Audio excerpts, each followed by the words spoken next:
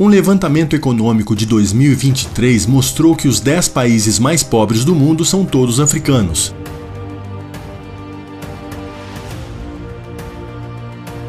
Estima-se que quase 50% da população subsaariana viva com menos de $1 por dia. Dos 48 países mais pobres do mundo, 32 estão na África subsaariana. O nível de pobreza da África é considerado surpreendente por causa da abundância de recursos naturais como petróleo, ouro, diamante, ferro, bauxita e muitos outros recursos. Normalmente aprendemos que a causa dessa pobreza são os efeitos da colonização, da escravidão e do imperialismo. Mas alguns historiadores discordam, como o africano Tagavafira Zu. Continuar a culpar o colonialismo em si pelo subdesenvolvimento e pobreza da África depois de muitas décadas de independência é muito simplista e insustentável. Não se trata de desconsiderar os efeitos negativos e contínuos do imperialismo, mas de um entendimento de que a África deve assumir a responsabilidade por suas ações. É claro que a colonização foi uma catástrofe para a África. Em diversas regiões ocorreram verdadeiros genocídios. Milhões de africanos sofreram com trabalhos forçados, a cultura nativa foi difamada e desprezada. O capital produzido era enviado à Europa e os africanos não participaram dos ganhos do desenvolvimento tecnológico que era aplicado no continente. O discurso usado pelos europeus de que a Europa colonizava a África para civilizar o africano se mostrou cínico, para dizer o mínimo. Quando a Tanzânia conquistou a independência em 1961, tinha apenas 16 graduados universitários. A Zâmbia teve um pouco mais de sorte, tinha 100 graduados universitários. Os portugueses não formaram um único médico africano em Moçambique. Guiné-Bissau tinha 14 graduados e uma taxa de analfabetismo de 97%. O ponto levantado por esses autores, em sua maioria africanos, é que historicamente países que passam por guerras devastadoras conseguem se recuperar em 2 ou 3 décadas quando aplicam as políticas corretas. As duas Coreias foram colônias do Japão até 1945 e depois ainda passaram por uma guerra avassaladora nos anos 50. 3 décadas depois, o crescimento da Coreia do Sul e a estagnação da Coreia do Norte haviam levado a primeira a uma situação 10 vezes melhor que a segunda. Quando a maioria dos países africanos conseguiu sua independência a partir dos anos 60, a expectativa era de que começava uma nova era de liberdade e desenvolvimento. A independência e a liberdade não trouxeram a prosperidade prometida pelos líderes nacionalistas. Em vez disso, os níveis de pobreza aumentaram drasticamente no período pós-colonial. No início da década de 1990, eles estavam em situação econômica pior do que na época da independência. Quando as políticas locais começaram a deteriorar as condições de vida do povo, os governantes passaram a culpar a colonização para omitir seus próprios erros. Isso significa que o que aprendemos nas escolas no Brasil é a versão que ditadores africanos deram para justificar a pobreza de seus países décadas depois da independência. O economista George Ayittey, que viveu esta situação em Gana, conta que a tendência predominante entre os déspotas africanos para ocultar seus fracassos é atribuir os problemas da África aos efeitos do tráfico de escravos, do neocolonialismo e do imperialismo. Essa visão ortodoxa se manteve em vigor por mais de 40 anos após a independência, mas perdeu sua relevância. Está ultrapassada. O que ninguém vai contar a você é que muitos países empobrecidos, arrasados pela colonização ou por guerras como o Japão, Taiwan, Coreia do Sul e Singapura, acreditaram no livre mercado, enquanto a África escolheu o caminho errado após a independência. Com o fim do período colonial, quase todos os países africanos adotaram alguma forma de socialismo. Em toda a África, os movimentos de independência associavam o capitalismo à exploração praticada pelas nações ocidentais. Isso gerou uma antipatia pelo capitalismo até nos países que não se declararam socialistas após a independência. O namoro e o fascínio pelo socialismo surgiram durante a luta pela independência política e liberdade do domínio colonial na década de 1950. Muitos nacionalistas africanos nutriam uma profunda desconfiança e aversão pelo capitalismo. Portanto, a ideia de se libertarem do domínio colonial era sinônimo de se libertarem do capitalismo. Uma onda de socialismo varreu o continente, pois quase todos os novos líderes africanos sucumbiram à ideologia. O marxismo foi uma filosofia popular durante o período de descolonização porque a maioria dos países colonizados buscava derrubar os regimes controlados pelos capitalistas na África. Durante a década de 1960, o socialismo era visto como um instrumento para alcançar a independência do Ocidente e, acima de tudo, gerar um rápido desenvolvimento econômico. Mas a prática desses regimes mostrou que os benefícios do socialismo para o povo só existem no discurso. O socialismo que muitos países africanos adotaram na independência, como Gana, Guiné, Mali, Líbia, Etiópia, Sudão, Argélia, Angola, Zâmbia e Zimbábue, para citar apenas alguns, tornou-se uma ideologia para a exploração e a opressão sistemática das pessoas e atuou contra o desenvolvimento sustentável.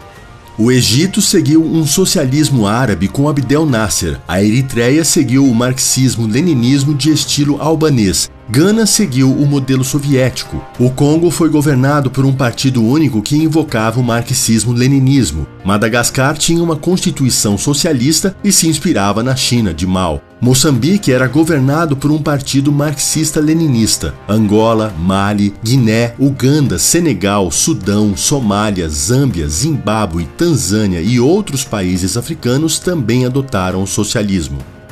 A Etiópia, que nunca chegou a ser uma colônia das potências europeias, é a nação independente mais antiga da África. Em 1974, a monarquia do país foi derrubada e um governo marxista foi instalado. 4 anos depois, o regime comunista etíope havia prendido e executado milhares de suspeitos de atividades ilegais, entre eles pequenos proprietários de terra, comerciantes e lojistas, especialmente aqueles envolvidos no comércio de alimentos, o que contribuiu fortemente para a fome na década de 1980. A fome na Etiópia nos anos 80 ficou famosa por causa dos shows do Live Aid, que arrecadou ajuda para o país em 1985. É claro que os artistas não sabiam que, além da seca, o regime comunista da Etiópia estava agravando a fome com medidas repressivas. E, de modo geral, os regimes comunistas da África eram bem vistos no Ocidente, não só por artistas e pela imprensa. Na África francesa, as indústrias estrangeiras foram nacionalizadas, barreiras tarifárias foram erguidas e o Estado assumiu o controle quase total da economia nacional. É interessante notar que nessa época, o Banco Mundial, o Departamento de Estado dos Estados Unidos e até especialistas em desenvolvimento da Universidade de Harvard apoiaram essas políticas e ainda direcionaram muitos recursos para ajudar os governos africanos. Nos países em que o socialismo não chegou a ser ortodoxo, a regulamentação do comércio e os altos impostos sobre as empresas privadas impediu que surgissem empresas e indústrias africanas. Por isso, apenas grandes multinacionais estrangeiras puderam arcar com os altos custos fiscais e a corrupção exigida pelo setor público. Essas poucas multinacionais não geraram empregos significativos para a economia nacional. Nos demais países onde a indústria e o comércio foram estatizados e a economia totalmente planificada, a estagnação econômica foi ainda maior. A maioria dos países africanos conquistou a independência no início da década de 60. Naquela época, seus níveis de renda média eram mais altos do que os de muitos países asiáticos. Desde então, porém, a África subsaariana passou a ser associada à estagnação econômica e à pobreza persistente. As taxas de pobreza na África aumentaram especialmente durante as chamadas décadas perdidas, entre os anos 70 e 90. As políticas socialistas concentram todos os segmentos da economia de um país nas mãos de um pequeno grupo de burocratas que não tem como saber as necessidades de todos os grupos da sociedade que precisa atender. Por isso, o socialismo tende a administrar mal a produção. Setores onde a corrupção estatal é mais fácil acabam recebendo mais verbas do que setores prioritários como a saúde, a educação e a alimentação. As prioridades acabam sendo as necessidades políticas e militares dos governantes.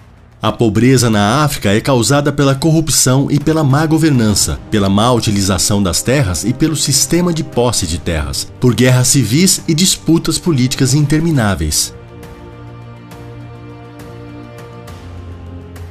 Sob os regimes socialistas, as nações africanas marginalizaram minorias étnicas, dificultando sua entrada no mercado de trabalho e deram continuidade aos trabalhos forçados dos tempos coloniais, agora nas fazendas coletivas. Os lucros com a exploração das riquezas minerais eram gastos com aparatos militares para manter no poder a nova elite política. Durante a década de 60, as receitas do Estado diminuíram e foram desviadas da saúde e da educação cada vez mais para fins militares. O subfinanciamento reorientou o sistema médico apenas para o atendimento de emergência.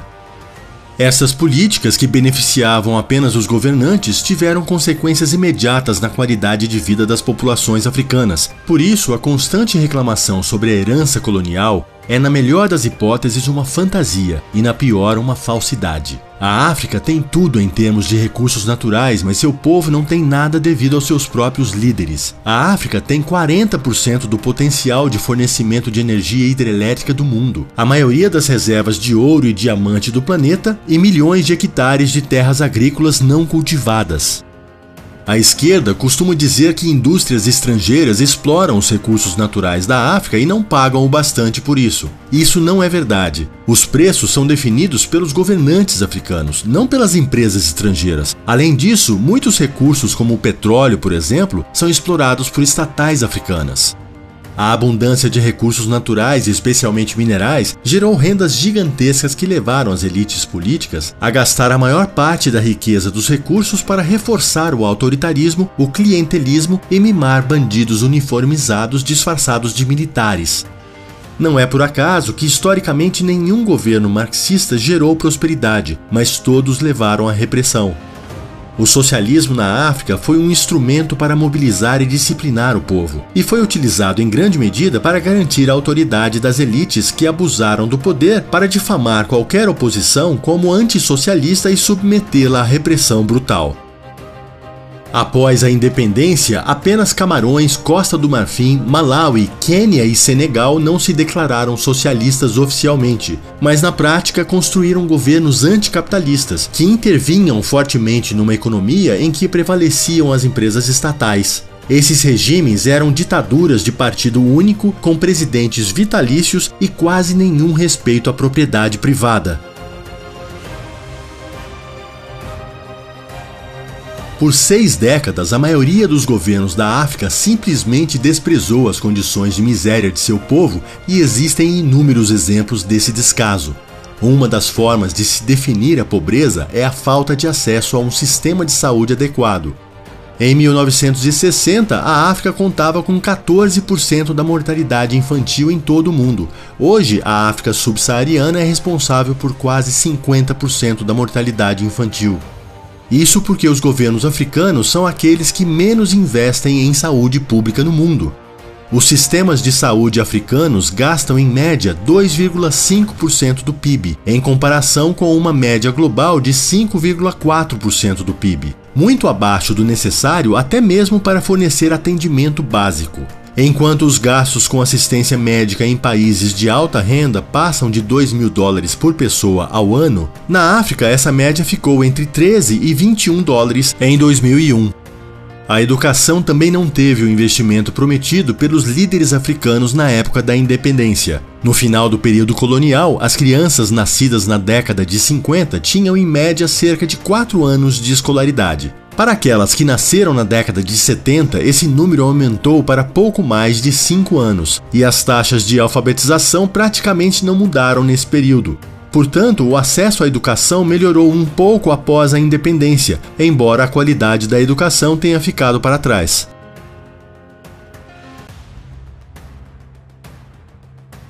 As ditaduras africanas, mesmo aquelas que não se declararam socialistas oficialmente, formaram um aparato burocrático com restrições ao livre mercado, ao pequeno comércio e à criação de empresas africanas.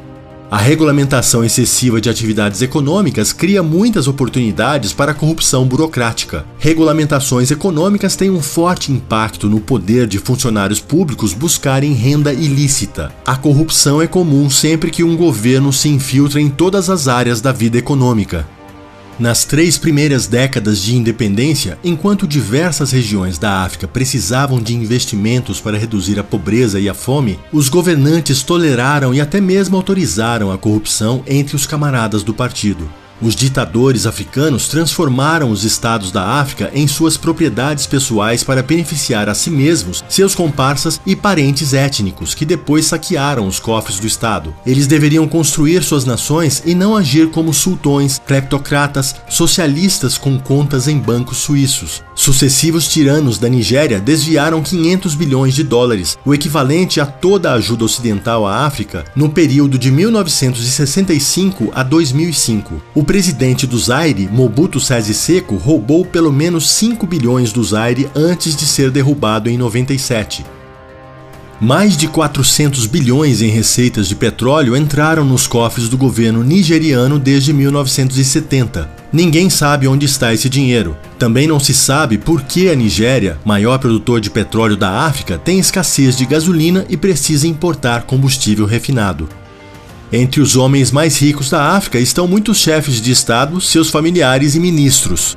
Na década de 60, os líderes diziam: só o socialismo salvará a África. Mas o socialismo que praticavam era um tipo peculiar de socialismo de bancos suíços, na qual o chefe de Estado e seus ministros saqueavam o tesouro do Estado para enviar dinheiro a contas privadas de bancos suíços e outros bancos estrangeiros. Um relatório de 2011 do Fundo de Desenvolvimento das Nações Unidas mostrou que entre 1990 e 2008, 32 bilhões de dólares desapareceram dos cofres públicos de Angola. No Egito, Hosni Mubarak desviou 40 bilhões de dólares. Na Líbia, Muammar Gaddafi acumulou 200 bilhões de dólares.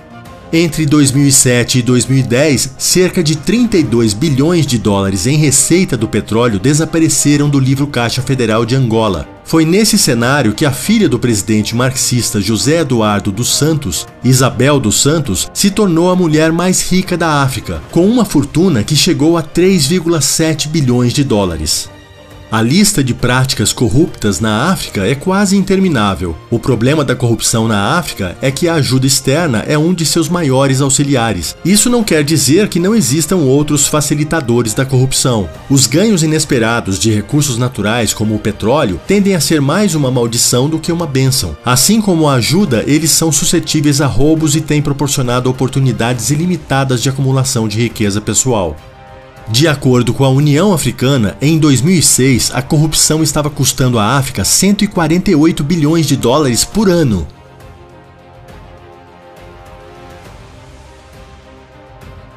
Outra evidência de que os governantes africanos são responsáveis diretos pela pobreza em seus países é que nos últimos 50 anos, mais de $1 trilhão em ajuda econômica foram transferidos dos países ricos para a África como parte da ajuda ao desenvolvimento. Esses fundos eram enviados a governos corruptos e despóticos e não chegavam até os mais pobres. E mesmo quando a ajuda não era desviada pelos canais de corrupção, era investida de forma ineficiente e improdutiva. Em 1965, quando metade dos quase 50 estados da África subsaariana eram independentes, a ajuda financeira de países ricos já havia chegado a pelo menos 950 milhões de dólares. Os registros estatais da época são escassos e as estimativas dos quilômetros de estradas asfaltadas e trilhos de trem, o número de pontes e aeroportos que o financiamento ajudou a construir, permanecem obscuros. Mas no início da década de 1970 ainda não havia muita infraestrutura para se falar. A ajuda à África tornou-se mais intensa depois da repercussão do Live Aid em julho de 1985. A imprensa repercutiu a seca que ocorria no país e desde então centenas de ONGs passaram a arrecadar doações para diversos países africanos. No caso da Etiópia, diferente do que a imprensa divulgou, a seca não foi o maior problema social do país. Desde o início dos anos 80, grupos rebeldes tentavam derrubar o regime comunista da Etiópia. O regime etíope confiscou grande parte dos grãos e do gado dos camponeses para alimentar seu exército. Essa política também serviu para fazer com que as minorias étnicas passassem fome, parassem de apoiar os grupos rebeldes e se submetessem ao regime. A fome ainda serviu de pretexto para o regime deslocar 1,5 milhão de pessoas e esvaziar a região norte da Etiópia, onde os rebeldes haviam conquistado territórios. Foi nessa época que artistas americanos e ingleses fizeram Live Aid e o álbum We Are The World.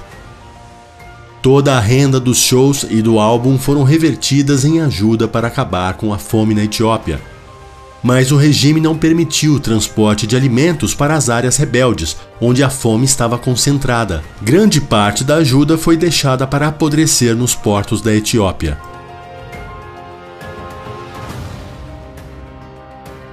Após o fim da União Soviética, muitos países na África declararam oficialmente o fim do socialismo e adotaram democracias de fachada para ganhar a simpatia do Ocidente e tentar garantir empréstimos e ajuda financeira. Os ditadores astutos aprenderam rapidamente novos truques para não perderem o poder na democracia, inflando listas de eleitores, manipulando as regras eleitorais e realizando eleições fraudulentas como na Argélia, Angola, Burundi, Camarões, Congo, Egito, Quênia, Moçambique, Sudão, Uganda e Zimbábue. Oficialmente, o socialismo tinha acabado, mas na prática as políticas mantiveram um forte controle da economia nas mãos e muitas vezes ameaçaram o direito de propriedade privada. O capitalismo não existe quando um governo pode confiscar a propriedade privada, determinar os preços das mercadorias, restringir o acesso a determinados setores econômicos e proibir a produção e o consumo de certos produtos e serviços. A maioria dos países continuou restringindo o mercado privado com leis e impostos desanimadores para os pequenos negócios, que geralmente são os responsáveis pela maioria dos empregos num país. Entre 1990 e 2010, a África subsaariana foi a única região que viu o número de pessoas vivendo na extrema pobreza aumentar de 290 milhões para 414 milhões, 42% de aumento. O fato de haver um mercado privado contraído contribuiu bastante para o aumento da pobreza na África. Isso porque a principal fonte de empregos era o funcionalismo público, que até hoje favorece redes de parentes na África e leva ao monopólio étnico dos empregos. Na maioria dos países da África, o Estado continua sendo o maior empregador. As guerras civis recorrentes na África ocorrem porque quando um ditador está no poder, somente a sua etnia consegue empregos no setor público e garante um futuro à sua família. Como o setor privado foi fortemente limitado desde a independência, as outras etnias ficaram fadadas ao desemprego, à marginalização e à fome. Por isso, elas se organizavam em milícias armadas para derrubar a etnia dominante no governo. Alguns pesquisadores, bem como a imprensa, interpretam erroneamente as causas dos conflitos, atribuindo ódios antigos entre etnias como os principais culpados. Na verdade, a marginalização socioeconômica e política, a negligência contínua com grupos étnicos, a falta de segurança e as relações precárias entre Estado e cidadãos são as principais causas em muitos conflitos étnicos africanos.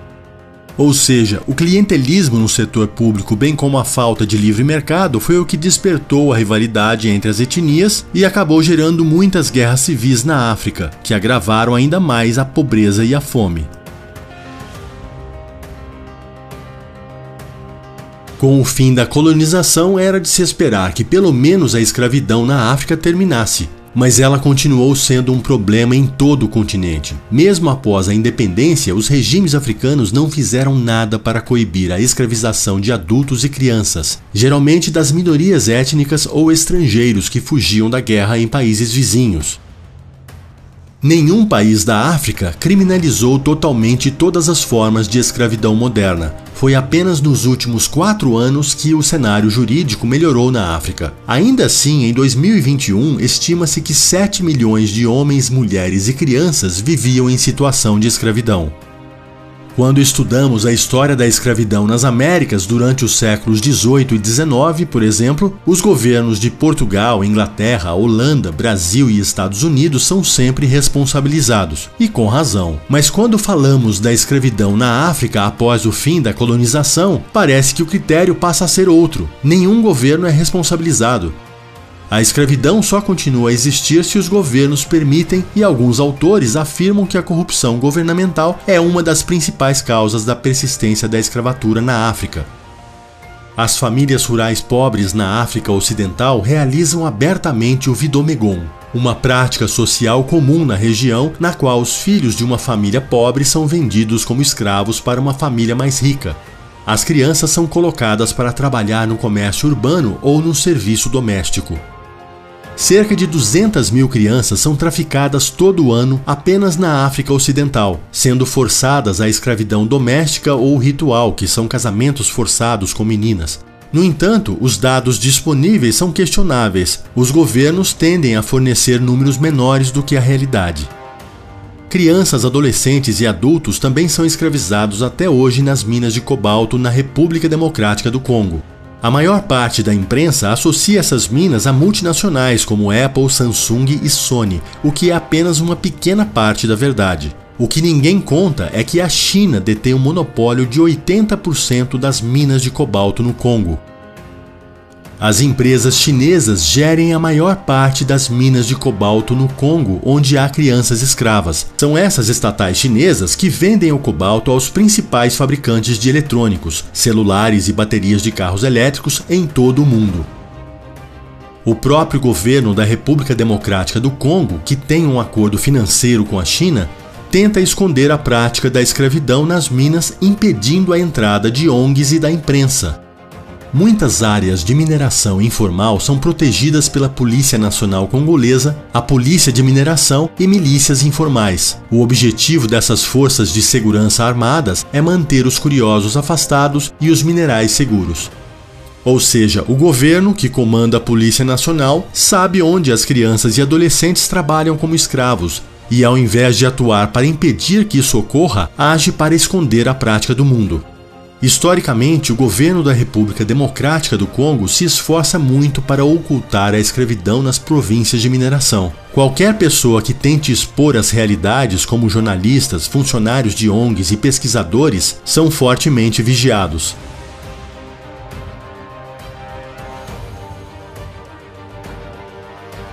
Note que, segundo a tese da herança colonial para explicar as causas da pobreza na África, o tráfico atlântico de escravos que acabou há mais de um século ainda é responsável pela pobreza na África. Mas o tráfico de escravos praticado hoje, com o consentimento dos governos africanos, não. A tese também afirma que a exploração colonial das riquezas minerais pelas potências ocidentais empobreceu a África. Isso só é parte da verdade. A África ainda detém enormes reservas minerais. Por outro lado, a corrupção nas estatais de petróleo e a permissão de modelos subhumanos de mineração não tem nenhuma responsabilidade sobre a pobreza da África hoje. A tese da herança colonial também afirma que o envio dos lucros coloniais para a Europa é a grande causa da pobreza africana hoje. Mas a corrupção bilionária de seus governantes e a hiperinflação causada pela má administração de seus governos não tem nenhuma relação com a pobreza atual dos africanos. O mínimo que se pode dizer dessa tese é que ela é uma grande piada. Há mais de 10 anos, o ensino de história da África se tornou obrigatório nas escolas e faculdades do Brasil, mas convenientemente nenhum desses fatos contados aqui são ensinados. A impressão que fica é que o ensino está mais preocupado em culpar apenas um lado da história para fazer com que os alunos apoiem uma ideologia específica, ao invés de ensinar que todos os lados da história têm responsabilidade. Se gostou do vídeo, deixe o seu like, comente e envie para outras pessoas.